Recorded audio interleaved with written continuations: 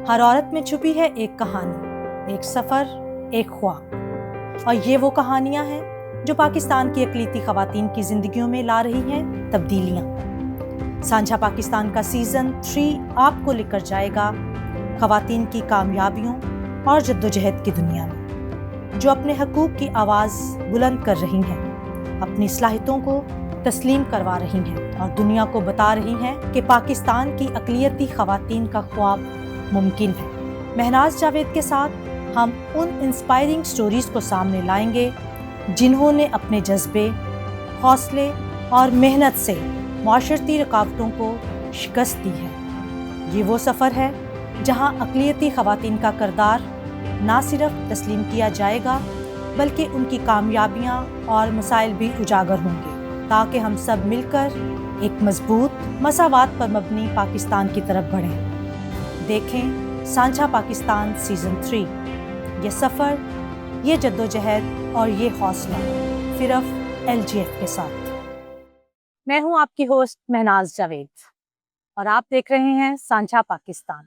सांझा पाकिस्तान नाम है एक सोच, एक विजन और एक जद्दोजहद का। नाज़रीन, सांझा पाकिस्तान के सीज़न 3 में आपको खुशामदीद। सांझा पाकिस्तान के इस प्रोग्राम में आप जान पाते हैं मसीही औरत का अंदाज़े क़यादत। नाज़रीन, हमेशा की तरह, बाकी प्रोग्राम्स की तरह, पहले सीज़न्स की तरह इस सीज़न में भी आपको मैं मिलवाऊंगी अपनी खूबसूरत और नाडार और बहादुर ख़वातीन से, और ऐसी ख़वातीन जिन्होंने हर तरह के चैलेंजेस को फेस किया, लेकिन उन्होंने फिर भी जो थी अपनी जद्दोजहद जारी रखी और बहुत कामयाबियां हासिल की और तमाम मुश्किलात को अबूर करते हुए वो आगे बढ़ती रहीं। मेरी आज की जो मेहमान हैं वो मेरी बहुत अच्छी दोस्त हैं, दोस्त से बढ़कर वो मेरी बहुत अच्छी बहन की तरह है। और यकीनन आप भी जब उनको मिलेंगे तो जैसे मैं बताते हुए आपको खुशी आपको महसूस हो रही है मेरे चेहरे से, उसी तरीके से जब आप भी उनसे बात करेंगे, उनके बारे में, उनकी जर्नी के बारे में जानेंगे तो यकीनन बहुत अच्छा महसूस करेंगी। हमारी आज की मेहमान का ताल्लुक जो है वो सिंध से है और सिंध की जिस कम्युनिटी से है वो खुद ही आपको उसके बारे में बताएंगे और अपनी जर्नी के बारे में बताएंगी। तो आइए आपको मिलवाती हूँ अपनी आज की मेहमान से, इरोना पास्कल। जी इरोना, आपको सांझा पाकिस्तान के इस प्लेटफॉर्म पर खुशामदीद। Thank you Mahnaz, thank you so much for this compliment, for the invitation. और मैं सच में बहुत अच्छा महसूस कर रही हूँ और मुझे बहुत अच्छा लग रहा है। आई एम फीलिंग ऑनर्ड कि मैं आज आपके साथ यहाँ पर हूँ। तो थैंक यू सो मच। जी इरोना, हमारे नाज़रीन को अपने बारे में बताएं, अपने प्रोफेशन के बारे में बताएं, अपनी एजुकेशन के बारे में बताएं और सबसे पहले अपनी जिस कम्युनिटी से आपका ताल्लुक है उसके बारे में हमारे नाज़रीन को बताएं। जी, तो मेरा ताल्लुक जो है एक्चुअली एक ट्राइबल लैंग्वेज ग्रुप पारकरी कम्युनिटी से है, जो कि एक माइनॉरिटी ग्रुप है। इंटीरियर सिंध से उसका ताल्लुक है और जिसमें मेजॉरिटी जो है वो हिंदू कम्युनिटीज़ हैं और बहुत कम है जो क्रिश्चियन है। जी। और मैं उनमें से एक हूँ। और ये बहुत ही एक मेल डोमिनेटेड किस्म का कल्चर है और बहुत ही ज़्यादा अंडर प्रिविलेज जो है ख़वातीन जो है उस कम्युनिटी से उनका ताल्लुक है। एजुकेशन लेवल, सोशल स्टेटस उनका बहुत ज़्यादा कम है। तो मैं उन्हीं कम्युनिटी में, उसी अपनी कम्युनिटी में एज मैनेजिंग डायरेक्टर एक इदारा है जो मैं चला रही हूँ, पारकरी कम्युनिटी डेवलपमेंट प्रोग्राम के नाम से। ठीक है। क्योंकि being part of that community मैं महसूस करती हूँ कि मेरी जिम्मेदारी है कि मैं अपनी कम्युनिटी के लिए कुछ कर सकूँ। ठीक है। तो इरोना, थोड़ा-सा मुझे अपनी एजुकेशन के बारे में बताएँ और नाज़रीन को बताएँ कि किस तरीके से आपने सोचा कि आप जो है एक सोशल वर्कर के तौर पर, एक्टिविस्ट के तौर पर जो है वो सामने आए, और कौन-सी ऐसी चीज़ थी जिससे आपको लगा कि अपनी कम्युनिटी के लिए आपको जो है वो काम करना चाहिए? मेरा एक एक्चुअली गाँव से ताल्लुक है, जी। तो वहीं पर मैं पली-बढ़ी और मेरे माँ-बाप ने बहुत मेहनत करके मुझे पढ़ाया और एक गवर्नमेंट स्कूल से मेरी तालीम जो है वो हुई एक गाँव से। और उसके बाद जो है ज़ाहिर है वक़्त के साथ-साथ आगे बढ़ते चले गए और फिर मैंने अब शुक्र खुदावन का, उसके फ़ज़ल से मैंने 2 मास्टर्स किए हुए हैं सोशियोलॉजी बहुत में खूब। और जी। एक ऑर्गेनाइज़ेशनल लीडरशिप में जो है मैंने मास्टर्स किया, जो कि डेवलपमेंट एसोसिएट्स इंटरनेशनल डाई एक ऑर्गेनाइजेशन है यूएस बेस्ड, उनके थ्रू एफसी कॉलेज से हमें एक मौका मिला जी। और मैंने वहाँ से फिर मास्टर्स किया, जो मेरे लिए एक लाइफ चेंजिंग एक्सपीरियंस जो है वो मेरे लिए था। ठीक है। जी। जी नाज़रीन, जैसा कि आप सुन रहे हैं कि किस तरह एक ट्राइबल एरिया से इरोना का ताल्लुक है और उसके साथ-साथ आप यकीनन हैरान हुए होंगे किस तरीके से उन्होंने वहाँ पर रहते हुए और बहुत ही जो है वो महदूद तादाद में वहाँ पर मसीही मौजूद हैं। उसके बावजूद उन्होंने एक बहुत अच्छी बेहतरीन तालीम हासिल की है और वो अपनी कम्युनिटी के लिए काम कर रहे हैं।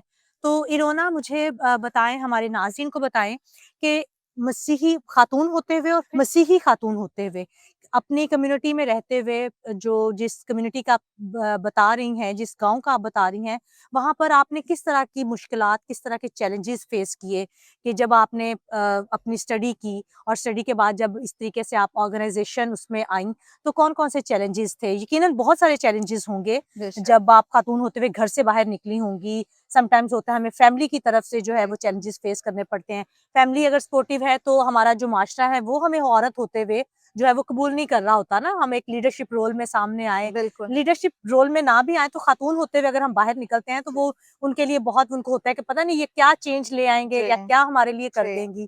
तो वो ज़रा थोड़ा-सा अपना एक्सपीरियंस, अपने चैलेंजेस हमारे नाज़रीन के साथ शेयर करें।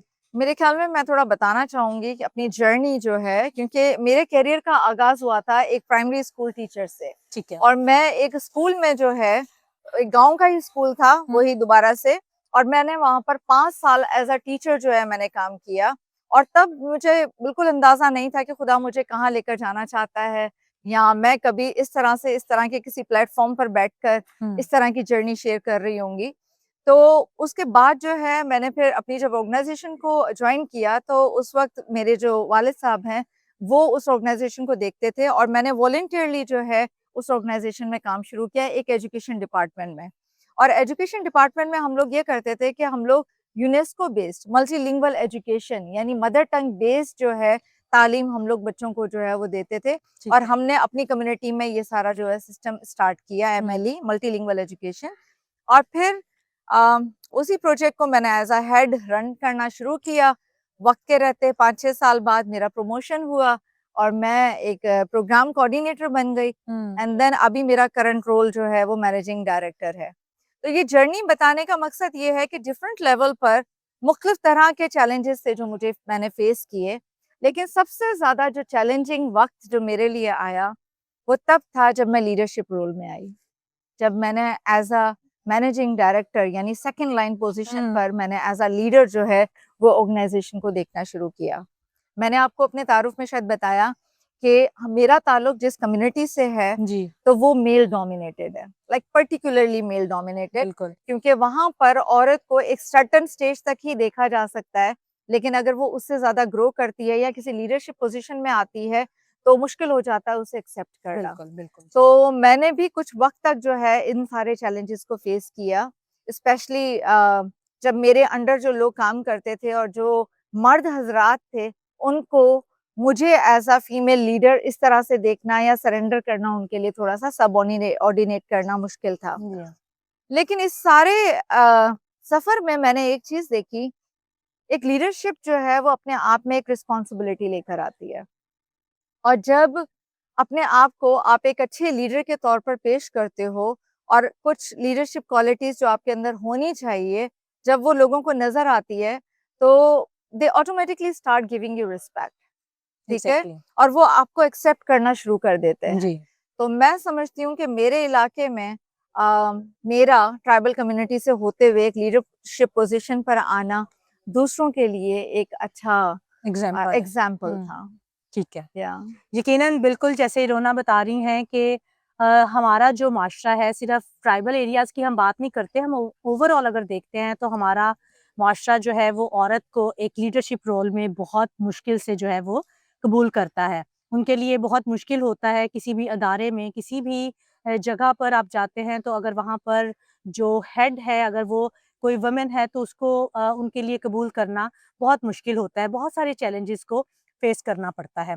तो इरोना थोड़ा-सा बताएँ हमारे नाज़रीन को कि जिस तरह के इलाके में आप रहते हैं, वहाँ पर मसीही होते हुए और बहुत कम तादाद में आप वो हैं, तो जब आप मुख्तलिफ़ चर्चेज़ में जाते हैं, मुख्तलिफ़ जगहों पे जाते हैं, अपनी मसीही बच्चियों को कोई अवेयरनेस सेशंस आपने देने होते हैं या आप लोगों ने जो प्रेयर सेशंस वग़ैरह करने होते हैं, तो मेरा पहला क्वेश्चन ये है कि उस वक़्त लोगों का जो नॉन क्रिश्चियंस हैं, गैर मसीही हैं, उनका किस तरीके का आप लोगों के साथ ताउन होता है? या वो किस तरीके से रिएक्ट करते हैं। और दूसरी बात है कि जो हमारे अपने मसीही हैं वो उनका ताउन आपके साथ कैसा होता है? देखिए, मैंने एक चीज़ महसूस की कि जब आप अपनी कम्युनिटी से जिससे आपका ताल्लुक है और जब आप उन्हीं लोगों में जाकर काम करते हैं, तो फिर आपका जो एक्सेप्टेंस लेवल है वो नेक्स्ट लेवल पर चला जाता है। ओके, यानी लोग आपको बड़ा खुशी के साथ कबूल करते हैं। ठीक है। और फिर मैं being a woman leader from that community यानी ट्राइबल कम्युनिटी, दूसरी औरतों के लिए आप एक एग्ज़ाम्पल बन जाते हैं, एक रोल मॉडल के तौर पर आप उनके सामने आ जाते हैं। बिल्कुल। तो लोग आपको काफ़ी कबूल भी कर रहे होते हैं, स्पेशली औरतें। तो जब हम हमारा एक इदारे में जो है हमारा एक प्रोजेक्ट है स्क्रिप्चर ट्रांसलेशन के नाम से, जिसमें हम लोग अपनी ही ज़बान में स्क्रिप्चर को ट्रांसलेट कर रहे हैं। ठीक है। तो हमारा हमने काफ़ी लिंग्विस्टिक पर यानी पारकरी ज़बान जो है उसके ऊपर बड़ा हमने काम किया और एक्चुअली नॉट हमने पर my father was the one who worked on that. तो लेकिन हम लोगों ने उसको ज़ाहिर है उस लेजेसी को कंटिन्यू किया और फिर इस तरह से बहुत सारा मटीरियल है जो हमारी अपनी ज़बान में मौजूद है। लेकिन ज़ाहिर है बीइंग क्रिश्चियन हमारी ज़िम्मेदारी थी कि हम लोग स्क्रिप्चर बेस्ड मटेरियल भी प्रोड्यूस करें। तो अभी जो नया ऐहदनामा है न्यू टेस्टामेंट वो हमारी ज़बान में मौजूद है, ऑडियो फॉर्म में भी मौजूद है और कलाम मुक़द्दस एक ऐप है उस पर वो भी मौजूद है, तो ताकि लोग इज़िली उसको एक्सेस कर सकते हैं। पुराने ऐहदनामे की ट्रांसलेशन जो है वो अभी कंटिन्यू है, तो मैं उस प्रोजेक्ट को भी हेड करती हूँ और उस सारे काम को देखते हैं।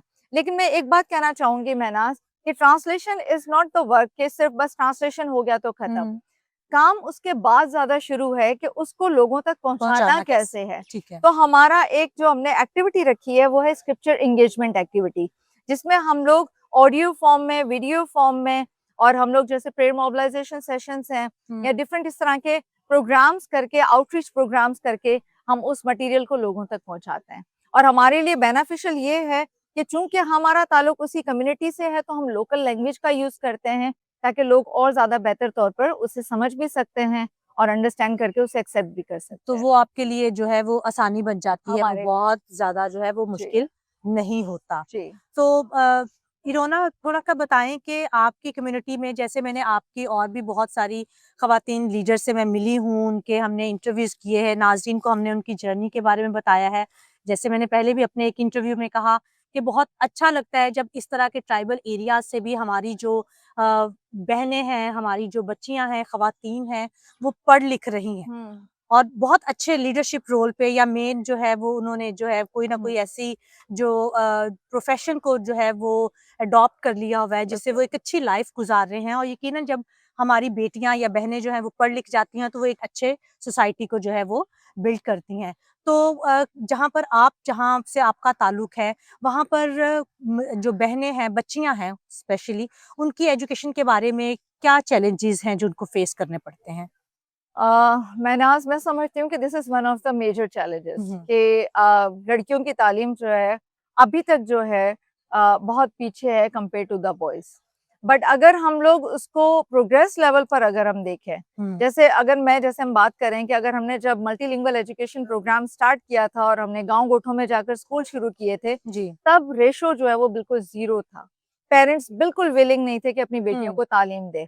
उनका एक ही जवाब होता था कि इसने पराई घर जाना है तो इसको तालीम देकर हमने क्या करना है, जो कि बहुत ही कॉमन रिस्पॉन्स है, आपको सुनने को बहुत आम मिलता है ये बिल्कुल वाला, और ये ठीक सिर्फ है? ट्राइबल एरियाज़ में नहीं हाँ, है, ये मतलब बाकी भी अच्छी-अच्छी जगहों पर मतलब जहाँ पर भी शहरों में भी आप जाएँ, जी। तो लोगों का यही जवाब होता है, बिल्कुल, तो बेटी की उनको ऐसा तालीम के लिए। लगता है कि क्यों उनको पढ़ाना है। हुँ, लेकिन वक़्त के रहते ज़ाहिर है फिर हम लोगों ने अवेयरनेस रेज़िंग जो है मोबिलाइज़ेशन काफ़ी हम लोगों ने उनके साथ की हुँ, और फिर ज़ाहिर है मैं being a woman from that community जब वो मुझे देखते थे कि अच्छा मैं पढ़ी-लिखी हूँ और कॉन्फिडेंट हूँ, लोगों के सामने बात कर सकती हूँ, तो वो इंस्पिरेशन जो उनको मिली, मैं समझती हूँ कि ये बहुत ज़रूरी है कि आप अपने आप को एक पढ़ा-लिखा होते हुए लोगों के सामने कैसे रिप्रेज़ेंट करते हो। बिल्कुल। तो ये पेरेंट्स के लिए भी एक एनकरेजमेंट है कि ठीक है, अगर हम अपनी बच्चियों को पढ़ाएँगे तो कल को वो भी इस तरह से आगे जाएँगी। जी, तो ये शुक्र है खुदावंद का कि खुदा ने इस्तेमाल किया और अब अगर मैं कंपेयर टू अगर मैं देखूँ पिछले 2 डिकेड से, तो काफ़ी इम्प्रूवमेंट है। हुँ, अभी माँ-बाप जो है वो अपने बच्चों को पढ़ाने के लिए जो है वो विलिंग है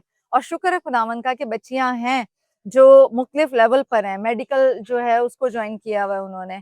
गवर्नमेंट जॉब्स में जैसे पीएसटी, जीएसटी में जो है उन्होंने उस लेवल पर भी वो लोग आई हुई हैं। बट स्टिल अभी भी बहुत चैलेंजिंग है और बहुत काम करने की ज़रूरत है। बिल्कुल। जी नाज़रीन, जैसा कि हम इरोना से बात कर रहे हैं, हम वहाँ के जो ट्राइबल एरियाज़ हैं, वहाँ के हम चैलेंजेस के बारे में बात कर रहे हैं और सुन रहे हैं कि किस तरीके से जो है वो प्रोग्रेस भी है वहाँ पर, कि लोग जो हैं वो सुन रहे हैं, समझ रहे हैं, अपनी बेटियों को पढ़ा रहे हैं और उनको डिफरेंट जो स्किल्स हैं वो उनको जो है वो इजाज़त देते हैं कि वो उनको जो है वो सीखें और अपनी लाइफ़ को जो है वो बेहतर बनाएँ। तो इरोना, आप क्या सोचती हैं कि आपके जो एरियाज़ हैं वहाँ पर किन चीज़ों की अभी भी बहुत ज़्यादा जो है वो ज़रूरत है बात करने की? वहाँ पर कौन-सी चीज़ें हैं जिन जो सहूलियात हैं जो वहाँ पर अभी तक नहीं पहुँची और जो है उसको उसके लिए काम करने की ज़रूरत है वहाँ पर?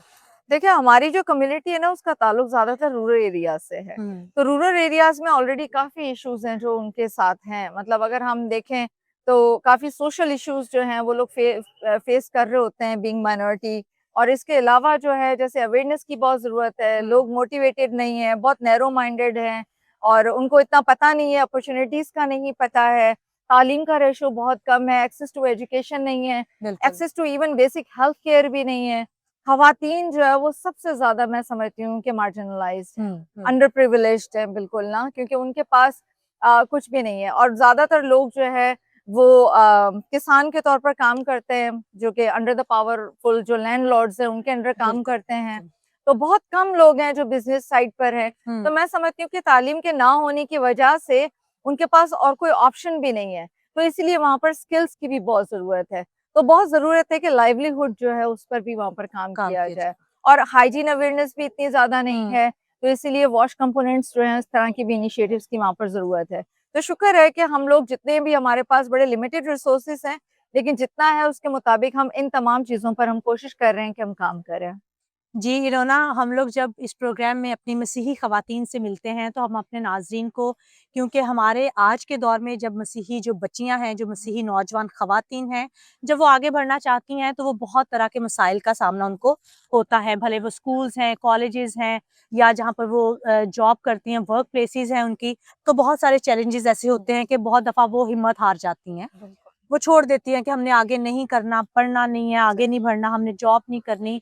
यकीनन आपकी लाइफ में भी कभी ना कभी कोई ना कोई चैलेंजेस, क्योंकि जब हम बात कर रहे होते हैं तो हम फ्लो में अपनी सारी की सारी सक्सेस जर्नी जो होती है उसको हाँ। बता देते हैं। तो जो वो हम लोगों ने चैलेंजेस फेस किए होते हैं, तो कभी कोई ऐसी डिस्क्रिमिनेशन आपने मसीही होते हुए फेस की हो या कोई भी डिस्क्रिमिनेशन के अलावा मसीही होते हुए कोई चैलेंजेस आपने अपनी लाइफ में फेस किए हैं जो आप चाहती हैं कि अपने नाज़रीन से, स्पेशली बहनों से, बच्चियों से जो है वो शेयर करें, ताकि वो भी अपनी लाइफ को जो है वो जो ख़वातीन बहुत आगे बढ़ चुकी हैं या अपने गोल्स अचीव कर चुकी हैं, तो उनके लिए कोई ऐसी एडवाइस या उनको मिल सके उस बात से? मैं समझती हूँ कि जब भी अगर कुछ अच्छा करना है, तो ये सच है कि वो आसान नहीं होता। वो बिल्कुल। हमेशा मुश्किल रास्ते से ही गुज़रना पड़ता है। Challenges are part of life, लेकिन जब आप कुछ करने जा रहे होते हैं और जब बीइंग अ वुमन आप कुछ करने जा रहे होते हैं और कुछ अलग करने जा रहे होते हैं, तो आपको फिर और ज़्यादा नेक्स्ट लेवल पर जाकर जो है वो देखना पड़ता है और बिल्कुल। सोचना पड़ता है। हुँ, तो ज़रूर मेरी लाइफ में भी बहुत सारे चैलेंजेस आए और बहुत मुश्किल थे। लेकिन मैं समझती हूँ कि चैलेंजेस कभी-कभी 2 तरह के होते हैं। एक हुँ, आपके एक्सटर्नल होते हैं और एक आपके इंटरनल होते हैं। एक्सटर्नल वो होते हैं कि जो आपको अपोज़िशंस आ रही होती है, जो डिस्करेजमेंट्स जो है, जो आप फेस कर रहे होते हैं बिल्कुल। या आपको इस तरह का होता है कि जो बियॉन्ड योर कंट्रोल होते हैं, हुँ, ठीक है? लेकिन कुछ ऐसे इंटरनल भी चैलेंजेस होते हैं, जो आपने शायद खुद ही क्रिएट किए होते हैं। हुँ, जिसमें से गुज़री वो ये था आपका अपना सेल्फ कॉन्फिडेंस। कहीं न कहीं आप अपने आप को अंडर एस्टिमेट कर रहे होते हैं। जैसे मैं बीइंग माइनॉरिटी, जब मैं जाती थी दूसरी कम्युनिटीज़ में, तो ज़ाहिर है क्रिश्चियन दूसरी कम्युनिटीज़ जो कि ज़ाहिर है उनके दरमियान में मैं माइनॉरिटी होती हुँ, थी। तो उस वक़्त मैं अपने आप को बहुत अंडर एस्टिमेट करती थी। लाइक मेरे अंदर वो कॉन्फिडेंस लेवल नहीं होता था। मुझे लगता था कि नहीं, मैं तो उस कम्युनिटी से हूँ, मेरा ताल्लुक उस जगह से है, तो मैं उस लेवल पर कैसे आ सकती हूँ? तो कभी-कभी चैलेंजेस हमने खुद अपने सेल्फ भी क्रिएट किए हुए होते बिल्कुल, हैं। बिल्कुल। तो मैं समझती हूँ कि इस खौफ को निकालना बहुत ज़रूरी है। अपने आप को अंडर एस्टिमेट ना हुँ, करें। खुदा ने हर एक को फ़र्क-फ़र्क जगह पर अगर रखा हुआ है तो उसका फ़र्क-फ़र्क मकसद है। उसका अपना एक मंसूबा है जहाँ पर वो आपको इस्तेमाल करना चाहता है। तो बिल्कुल। Just be brave and just move forward, अपनी कॉलिंग को अंडरस्टैंड करें, दुआ में रहें और खुदा से रहनुमाई माँगे, वही आपको हिम्मत भी देता है, ताकत भी देता है और शायद अगर 5-8 साल पहले अगर मुझे कोई ऐसे इंटरव्यू के लिए कहता महनाज या कोई और, तो शायद मैं कभी हिम्मत ना करती। लेकिन जी। आज खुदावंद के फजल से मैं इतना हूँ कि कम से कम मैं यहाँ बैठकर बात कर सकती हूँ, और ये सब खुदावंद की तरफ से है। बिल्कुल, बिल्कुल। जी नाज़रीन, जैसे कि हम जिन भी ख़वातीन से बात करते हैं, तो वो एक ही बात सबसे पहले कि हर चीज़ में जो है वो खुदावंद को जो है वो पहले रखें और फिर कोई भी चीज़। और इरोना की बहुत ही खूबसूरत बात कि हम लोगों ने अपने एक हम कम्फ़र्ट ज़ोन हमने बना लिया होता है और हम उसी के अंदर रहते हैं और उसमें से निकलना नहीं चाह रहे होते। समटाइम्स कुछ भी करना चाहते हैं तो हम अपना कम्फ़र्ट ज़ोन पहले देखते हैं कि उसमें हमारा कम्फ़र्ट ज़ोन है, हमारे लिए कोई उसमें मतलब कोई मुश्किल तो नहीं होगी। सबसे पहले अपने अंदर के खौफ को, अपने डर को निकालें और सोचें कि आप कर सकते हैं, और जब खुदा आपके साथ है, आप कुछ करना चाहते हैं, तो हर चीज़ जो है वो मुमकिन हो जाती है। कोई भी दुनिया में ऐसा काम नहीं है कि जो नामुमकिन हो। और यकीनन हर बात में, हर चीज़ में हमारी तमाम तर जो ख़वातीन लीडर्स हैं, वो अपनी मसीही सिर्फ़ बच्चियों को ही नहीं, अगर हम बात करें बच्चों की भी, बिल्कुल, जो कि बहुत ज़रूरी है। अक्सर हम बात सिर्फ़ करते जाते हैं ख़वातीन की, बच्चियों की, लेकिन अगर आजकल देखा जाए तो मेरा ख़्याल है कि बच्चों को जो है वो बहुत ज़्यादा जो है इन चीज़ों की बिल्कुल, अवेयरनेस की स्पेशली जो है वो बहुत ज़्यादा ज़रूरत है। तो बिल्कुल। यकीनन ये सारी बातें जो है हम मेरा प्रोग्राम जो है सांझा पाकिस्तान, वो जब आप घरों में देख रहे हैं, कहीं पर भी आप बैठे देख रहे हैं, तो वो बच्चे, बच्चियाँ, मर्द, ख़वातीन सभी देख रहे हैं। और यकीनन हुँ, जो जब आप ख़वातीन की जर्नी सुनते हैं, देखते हैं, उनके बारे में जो जानते हैं आप इस प्रोग्राम के थ्रू, तो वो यकीनन आप लोगों को बहुत सारी ऐसी चीज़ों से जो हमारे अपने अंदर जो हमने वो खौफ को बैठा लिया बिल्कुल, होता है या उस बिल्कुल। चीज़ को कि हम कर नहीं सकते, तो वो यकीनन हम एक दफ़ा सोचते ज़रूर हैं कि नहीं, कि मैं भी कर सकती हूँ। तो इरोना, हमारे क्योंकि प्रोग्राम का वक़्त बहुत महदूद सा होता है, बातें बहुत ज़्यादा हुँ, होती हैं, क्योंकि जर्नी जो होती है वो कोई 8-10 साल की नहीं होती, वो एक तवील जर्नी बिल्कुल। होती है और बहुत सारी जो है चैलेंजेस होते हैं, बहुत सारी ऐसी बातें होती हैं, समटाइम्स माइंड में भी नहीं आती जब हम जी, कर रहे होते हैं। जी। तो जाते-जाते आप हमारी मसीही जो बच्चियाँ हैं, ख़वातीन हैं, उनको क्या पैगाम देना चाहेंगी? कुछ भी करने का जज़्बा अगर आपके अंदर है, और अगर आप हिम्मत करते हैं और उठकर चलना शुरू करते हैं, तो और खुदावंद में रहकर जब आप ये करते हैं, तो रास्ते खुद ब खुद बनते चले जाते हैं। और आपको पता भी नहीं चलता है कि कहाँ से खुदावंद किस तरह से वसाइल मुहैया करता है। लेकिन पहली हिम्मत या पहला कदम जो है, वो आपको खुद उठाना है, और उसके लिए आपने आगे बढ़ना है। जी, बिल्कुल, बहुत ही खूबसूरत इरोना आपने बात की है, और एक बात मैं हमेशा घर पे भी अपने बच्चों को भी हमेशा कहती हूँ कि हमें पॉज़िटिव रहना चाहिए। जी, अगर हमारी सोच जो है वो पॉज़िटिव है, मैं हमेशा कहती हूँ कि हमारे अगर इरादे मज़बूत हैं, हमारे इरादे पॉज़िटिव हैं, तो खुदा भी हमारे इरादों के मुताबिक, हमारे मंसूबों के मुताबिक जो है वो काम करता है। तो यकीनन हमेशा जो है वो आगे बढ़ते रहें, आगे बढ़ने का सोचें, कुछ अच्छा करने का सोचें, तो यकीनन जो है वो खुदावंद आपके तमाम कामों को जो है वो आसान करता है, आपके लिए रास्ते बनाता रहता है। इसी पैगाम के साथ हमारे प्रोग्राम को देखते रहें, हमारे प्रोग्राम को लाइक करें, सब्सक्राइब करें हमारे चैनल को, और शेयर करना मत भूलिएगा, और देखते रहें सांझा पाकिस्तान।